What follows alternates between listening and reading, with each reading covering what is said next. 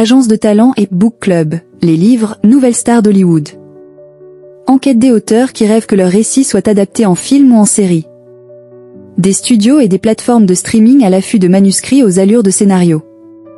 Aux États-Unis, les liens entre la littérature et le cinéma n'ont jamais été aussi étroits.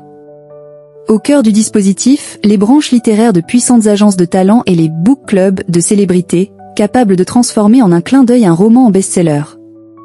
Meryl Streep a une histoire à vous raconter. Ce titre accrocheur ne concerne pas un film à gros budget. Il présentait la critique très favorable, paru en septembre 2023 dans The New York Times, de la version audio du livre Un été à soi, d'Anne Patchett.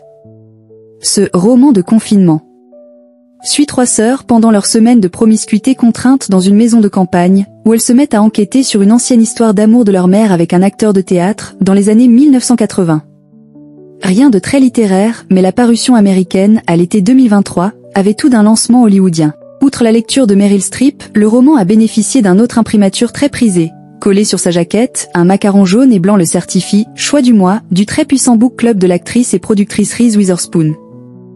Résultat, la semaine de sa sortie, le livre se plaçait en pole position de la liste de meilleures ventes du New York Times, avec 38 000 exemplaires écoulés, sorti en France chez Actes Sud, en janvier, traduit par la philosophe et essayiste Hélène Frappa. Publié par l'un des 5 plus gros consortiums d'édition anglo-saxons, HarperCollins, Anne Patchett a bénéficié à plein d'une machine promotionnelle bien huilée qui croise les carnets d'adresses, les méthodes et les savoir-faire de 2 pans du divertissement américain, l'édition new-yorkaise et le cinéma californien.